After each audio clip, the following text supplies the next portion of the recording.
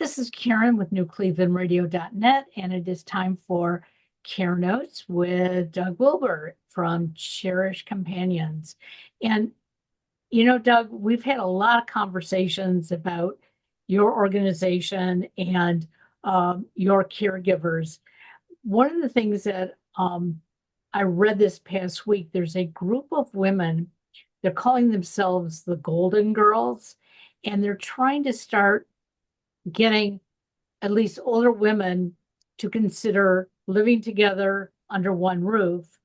And they all believe that if they need a caregiver, let's say there's four women in the house, they only need one caregiver. And I've been sort of honking the horn saying, you better think about that, because that's a lot of work for one person. And you said today you wanted to talk about expectations. So I think this falls into the right category. Yeah, and that idea is not really a bad idea to have, kind of shared space or other things. I think that's one of the great things about um, uh, home care is you can alter things and make it look differently to different people based on circumstances. But expectations have to be realistic. And a good example of that is that sometimes we'll take care of two people, and it's really like taking care of one. So but sometimes we take care of two people, and it's really like taking care of two people. Right. And so we have to charge accordingly. And we don't charge double. As a matter of fact, it's rarely that we even go up to 25% higher, for that second person. But there is, you have to say, what is the workload? What is Exactly. this person taking on? And then adjust, the pricing for that, and adjust the expectations and other things around that, because what my goal is when I come into a situation is, I want this to be a what's fair for the client and what's fair for the worker, the caregivers that are in there, and what's fair ultimately for the company as a whole. But we start with trying to do what's fair for the client and things. And so I do believe that whenever you approach a situation, I really believe it's very important that the client's family, as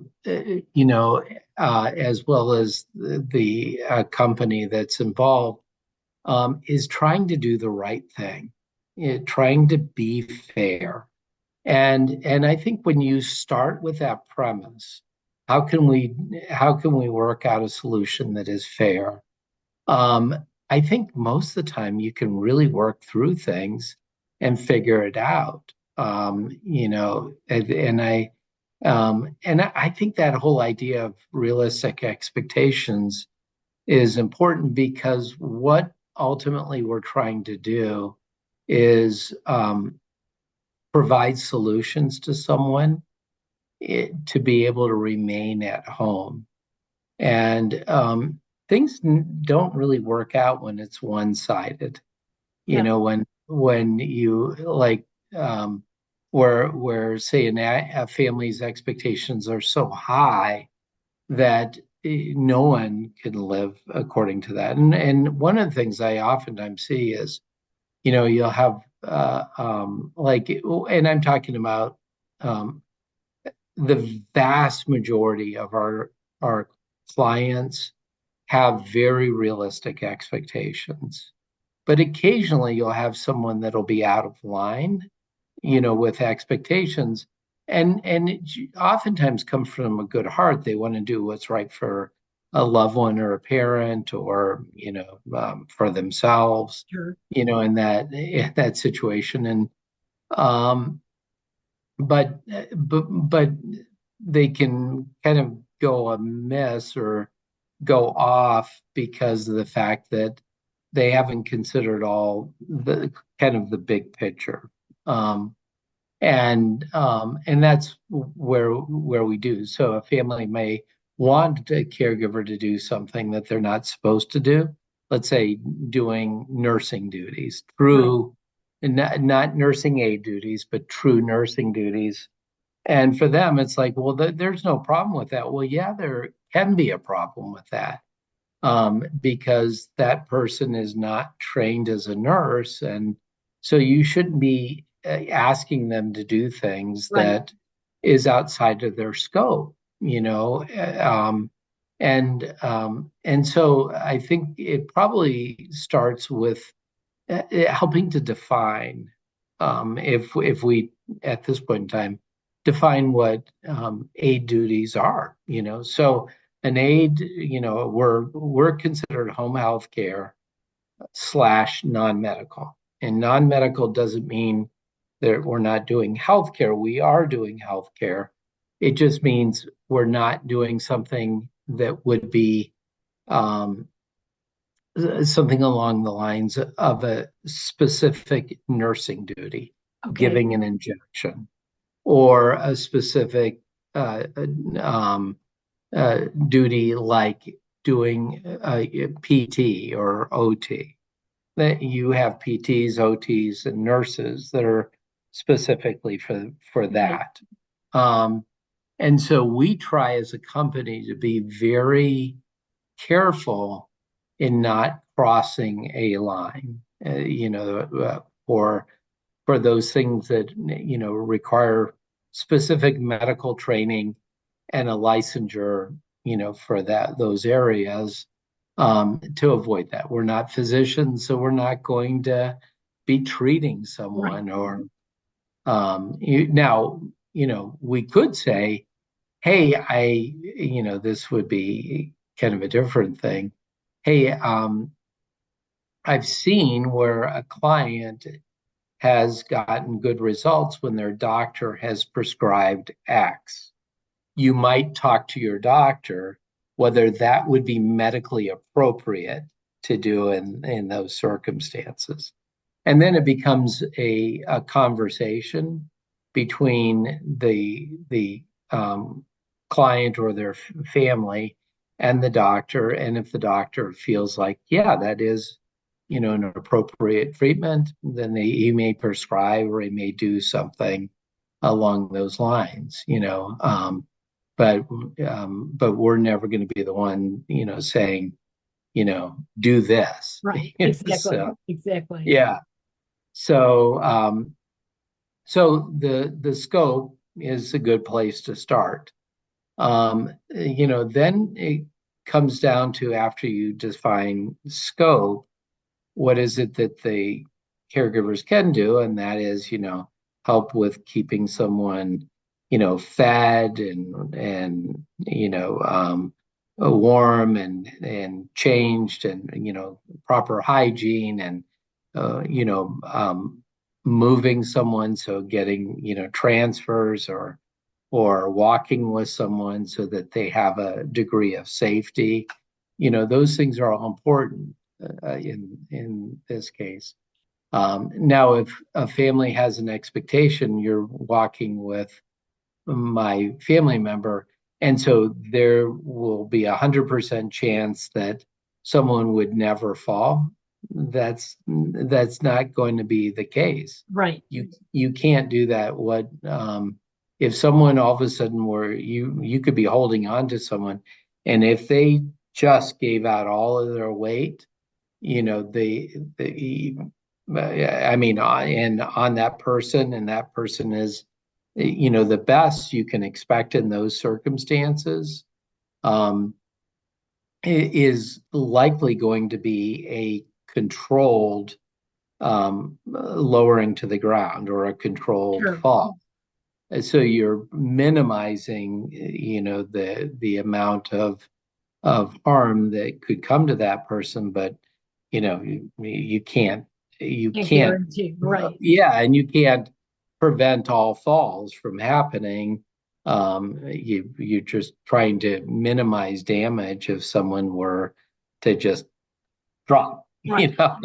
Yeah, so, and I don't care who you are, that's just the case of, expectations. So, I try to be really careful with clients to help to explain to them that we're lowering risk, we're not eliminating all risks, Definitely. in circumstances, and work with our caregivers so they know the proper techniques so that it's again, it minimizes risk in those cases. So it's setting what realistic expectations are in scope, and then in practice what they're able to do. Um, One of the things that I've also found that's important is the kind of the idea or the issues around um, uh, you know communication, because what I find is that so often, and I describe this to our aides when we're doing orientation, I say, many of the problems happens when a caregiver has one set of expectations and a client has a different set of expectations. And what a client and caregiver need to do is merge what those Right. expectations are. And so, one of the things we say is we'll do light housekeeping. Well, one man's light housekeeping, is another man's whatever. Right. I mean, when you think of a person when they say light housekeeping, I've found over the years I have to help describe what that is. It's using a Swiffer on the floor. It's not getting on your hands and knees and scrubbing. It might be wiping down the counter. It's not getting on a ladder and cleaning someone's windows. Right. That it's not a total house cleaning top to bottom when we go into a place.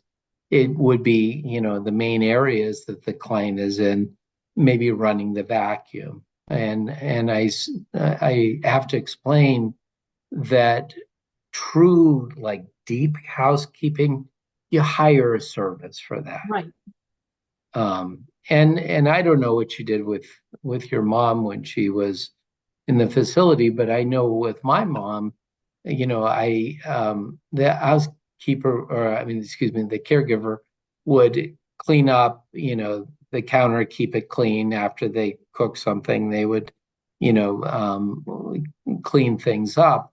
But then I had someone that would come in, a cleaning, a woman who would come in once a month and do like the thorough cleaning. She would dust, she would really deeply wash things down, do a thorough cleaning of the bathrooms, things of that nature, and just get things cleaned up, for it. And I found that that's all I needed is, um, for my mom, that combination of the deep with just kind of maintaining Right. things, yeah, that the caregiver would do. But if I had an expectation that the caregiver would do a thorough deep cleaning, then I would be disappointed. And Right. and I'll give an example. The gal that was with my mom, and maybe I've said this before, she was not someone who would like wipe down the inside of the microwave, after she used it. And oftentimes I would see some fingerprints on the Yep. outside of it. She just, but my gosh, she was phenomenal at doing the hands-on care for my mom. So I was not expecting her to do that. That's Right. why I had the other. And so I had to reset what what an expectation would be. I'm not going to expect that. I'm going to hire for that. But I do expect her to keep my mom clean and dry Right. and Exactly. you Yep. know, I maintain good hygiene and wash, her clothes and things like that. So, how did you handle it with your mom? So because I was living in her apartment with Mm, her, I basically kept the place clean. Um, we had a couple of so the caregivers were told they were not allowed to eat in the apartment. I sort of changed that and said, I'd rather you eat here in the apartment than leave my mother alone. Because hmm. I mean, if I decided to go out for a walk or if I decided to go out to dinner or something, you know, I couldn't expect them not to be able to eat and Oh do what yeah, they needed to do. And so, number one, I had to make sure their agency understood that was okay with us.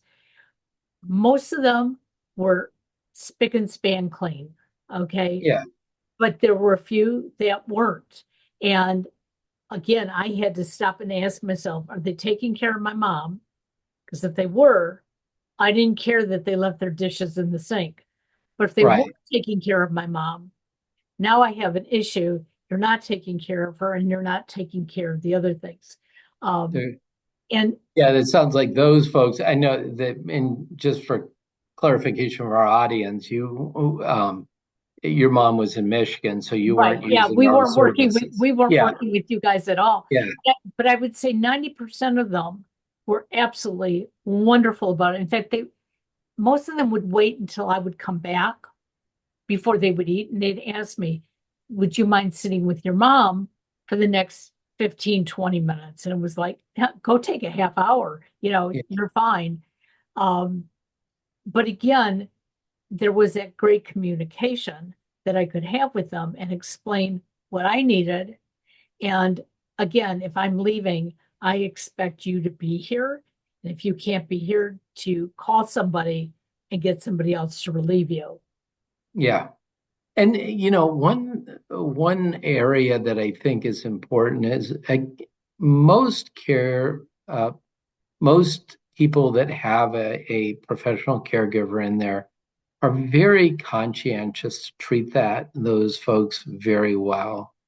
But I will tell you that the old saying that honey attracts more bees than vinegar is really true. That if you're trying to uh, um, have good caregiving, part of it starts with kind of a mutual respect being foundational to the interactions. And what occasionally I'll find someone who really does not treat their caregivers well. They treat them like the help. Yep. And I will tell you that that is not a good thing. If you treat people with respect and you treat them with honor and you have good expectations that and realistic expectations, it tends to go very, very well. But the part of it is seeking first to understand if someone is not doing something, take the time to explain what your expectations are. Right. Better yet, start by doing that, helping to explain what you want and which is really important, realizing that they have a finite amount of time that they can get something done. And then really working with those individuals to kind of say this is really important. If you have time, go with this as a to let's say take care of my mom, do the cleaning her up or helping them with showers or whatever. But if you do have time, could you get to Right. this? And if you don't, I get it. You're not going to, I'd rather have you spend the time with my mom and interacting rather than this. But if she takes a nap, could you try to get to, this chore or Yep. something? And, I think when people have a clear understanding of what the expectations are and a clear understanding of what's most important, then they tend to focus on doing that. I don't, uh, at least for us, we don't hire lazy people. And if someone is lazy, we're not going to keep them in our employee, Yep. We want people that really want to do a good job and take care of individuals and other things. So when all of a sudden something happens, my immediate response is not like that lazy, individual. It's like, okay, what didn't that caregiver understand? Is there something that we need to explain or coach or work with? And what you may find, and I had mentioned this to you before we started, what are the lines of communication? So I've had situations that have happened and actually happen frequently where one sibling, let's say it's a child of one, and there are four different, children of that. One person may end up saying, I want you to do this. And then a different person will say, I want you to do this. And then they're kind of caught between being told one thing or another. The other thing that sometimes happens um, is that and sometimes they're in conflict with what they're wanting or their expectations. So what I find is it's really important to have one line of communication, not multiple. So it's where a family member is designated as the contact person, as the communicator, so that we avoid that from happening. It's not that we don't want to tell different people, we just don't want it to be that there's these There's a multiple conflict. channels. Right. Yeah.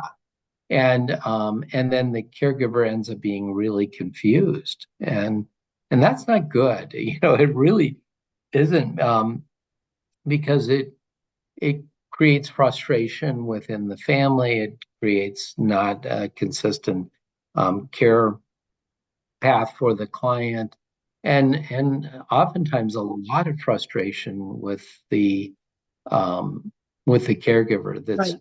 trying, Right. because they really are conscientious, as a rule, and really are wanting to do the right thing. And so oftentimes they'll say, okay, what's going on? Seek first to understand, is one of the things we oftentimes say is like, what's going on? So I find out what's happening with the caregiver and what's perspective, and oftentimes a family member. And then I'll piece together and I'll realize, this is what's happening. There's all Exactly. these different, voices that are coming at this caregiver, and they just were confused, you know. No, it's funny because I was the main person that they talked to, even though my brother was around quite a bit. The only thing my brother ever told all of them was that he wanted, if the TV was going to be on in my mother's room, he wanted it on a jazz music station. Well, Mm, I had never heard that. Okay. And I came into the room one day and I was going to sit with my mother and I went to change the channel. And this poor caregiver just like almost lost it on me, like, no, you can't do that. Your brother says. And I said, okay, you're not doing it. I'm doing it. He's in the other room. I'm going to go ask him. And I went into the other room and he goes, yeah, but just don't listen to anything violent. And what his point was, he didn't want them watching, a police show or something like that that was going to have sirens or loud noises. He didn't care yeah. if they were watching, Wheel of Fortune or some, love movie. And so when she understood it, she said, "Oh, I get it now." I said, "But if it's easier for you when you're here alone, put on the jazz station." And Yeah. she said, "That's what I'm going to do because I don't want your brother mad at me." And, you know, but we at least, and every caregiver who came in after that, I went through the same thing with them. This is why he wants it on. These are the things he doesn't want her hearing because she couldn't see. So if she heard sirens, she might panic. Um, Right. so he had his real good reason for saying it. Too bad he had told me he had said it. It would have been much easier. Right. Yeah. Well, and that's important to be on the same page. And so often, like in your family, it sounds like you and your brother have like a really good Yeah, relationship. Not all families are like that. you're right. And you'll have, d different people have very different expectations, as I mentioned before, but also, like polar opposite expectations. The other thing I think is important is it, I so it, so often uh, the client's family and will they'll project on their family member how they were, not how they are. And so they won't really see that person correctly. I mean, I've said this before. When we're little, our parents are like small g gods. Right, We can't see them as you know um, being anything but bigger than life. right. And then all of a sudden they get old and it's really hard not to continue projecting. And I've seen times where, um, you've had like a father that was an abusive father, and the kids are were so terrorized by this individual, and they're still doing wonderful things in that they're caring for their dad or whatever, but they cannot break free of the fact that he was, terrorized them, and it has such a strong grip that they're still afraid of. Yep. And this is, and now it's a very different perspective. I'm coming in, I don't have that baggage, and I see a very frail individual, that at this point in time couldn't harm a flea, Yep. but the family is doing that, and so in so many ways that plays out with different aspects with our parents. That's kind of the extreme Right. Right. example, but we'll see someone and we'll think that they maybe cognitively are much better than they really are, or will think that um, they're physically much stronger than they are. And so we do have to have realistic expectation of where they're at, which is a hard thing to do. And that's where I think at times a family member can rely on a caregiver because they're able to see things sometimes in a very different way. And I'm not saying that the caregiver uh, perspective is always right. It's just you're foolish if you don't listen to what that perspective Yep. is and weigh that out, for it. Because one of the things that we, try to work with our caregivers is, to assess things in the sense of um, not doing things that they feel would put the client or themselves at risk. So if that is a physical thing, we have to rely that they really are trying to do the right thing for us from a The safety person. perspective. You Yeah. know, when my father was ill, my mother kept us all away. And towards the last like 3 weeks of his life, when he went into hospice, he had a regular caregiver who came in, and Hmm. she was the spokesperson basically for my mom, which really helped us because my dad would call us every night and talk to each one of us. And on the phone, he didn't sound as weak as we were being told he was. Yeah. And she would explain before he got on the phone, she would say, your dad's had a good day. These are the things that he was able to do. Um, and he wants to talk to you now. And some of those days he was very strong and vibrant, and it was like, oh, you're going to be around for a long time, Dad. But then Hmm. the next day she would call and she'd say, okay, your dad had a very exhausting day. He does want to talk to you. And I could barely understand him. So there were days that I thought, he's getting better, days that I thought he was getting worse. But she would pick up on me how I was reading it. And sometimes she'd call me afterwards and say, okay, this isn't the end yet. Okay, I want you to know that. These Hmm. are the things he's struggling with now. That was helpful because if it had been up to my mother, she would have been telling us, oh no, he's fine. He's fine. And Right. we knew He he just was, you know. he needs to turn a corner and he'll be Right, great. right. Yeah. Yeah, yeah. So funny, I Yeah. mean, in my whole life, my dad he had heart issues from the time he was a young child, but that's all I remember, growing up, that every couple of years he was in the hospital, assuming he had a heart attack. And so I was always waiting for that day to come, which is the Right. safe way to live. But so when he really did get ill, it was like, I knew my mother was still in that time frame. Look at, he's made it all these other times. He's going to make it again. Right.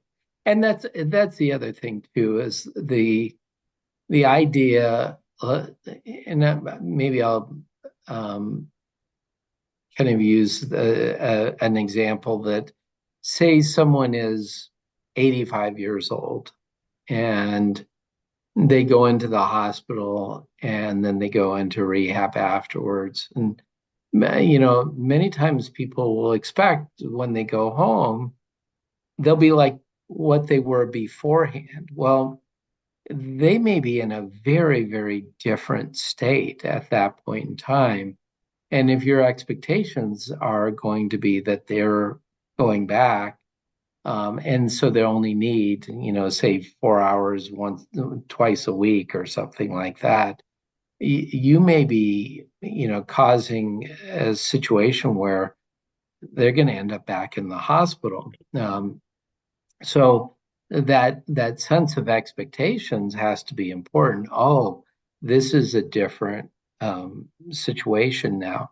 And I'll see that sometimes where, someone have an expectation that their parents are going to be able to physically do something that they're not able to do. And again, sometimes I see the opposite where people underestimate, but Right. more often someone may overestimate what their person's able to do. And, so they want them to be active from early in the morning till nighttime, and have that caregiver just constantly doing it, and that they're going to restore all function that they had Yeah. beforehand after having some major event. And you think, this poor person is being stressed, Right. and they'll never be at that point. As much as we hope and want that, for that individual, um, and it's not actually going to be that they'll be Right. back to that stage before they had as I mentioned, some sort of major event. And or if they are, it's going to take a year, not a matter of weeks. Right. And again, if the part of it is you want to hope for the best for someone, So I'm not discouraging that. What I am saying is you may have to adjust your expectations Right, exactly. based on those around, and it may be the doctors and nurses and other things, where um, they're helping to really get a true perspective on where that individual actually is, and so to expect the caregiver to push the person beyond their abilities, can actually even create dangers, Right. and Absolutely. so I think we live in the age of information, and part of the dangers of an age of information is that everybody, after reading an article on Yahoo News, thinks that they're an expert now, Right. Exactly. Exactly. and, and humility is really critical. That we have to look at ourselves and say, I may be biased, or I may be imposing something that I shouldn't. I need to be careful and to realize that, having some, giving someone vinegar, as a home remedy, and telling the aide to do that, may not be the miraculous results that someone on TikTok had expressed that it was Right. going to, you know, Exactly. and and so the humility is saying, well, can we try this maybe, but also the expectation that it may not be all that. Exactly. So, Exactly. Well, we all want that miracle cure. And the reality of it is, I shared this with a client yesterday that, you know, life has its way of ending. And sometimes we just need to be aware of where we are in the life cycle. And we're going to do everything we can to stay healthy and be well, but sometimes it's just totally out of our control. So having yeah. good caregivers and setting expectations, like you said right in the beginning, I think are extremely important for all of us. So, Yeah, and I think in the end, as I mentioned, if we're trying to figure out what is right and what is fair, and we put heads together and work together in a cooperative way, yeah, what I find is really amazing solutions oftentimes do happen. But it starts with a dose of humility, a dose of trying to be fair and good with everyone around, and a relentless focus on the individual that's right. getting the care, and then we see really amazing things happen. So just some thoughts. I hope this is helpful for someone, and I do think that when we see people embrace these, it tends to work really, really, really well. I So appreciate that. Well, yeah, well, thank you. thanks. And to all of our listeners, have a happy Thanksgiving because we will be back after the holiday. Oh, that's right. So take Have a care. great day. Bye bye now.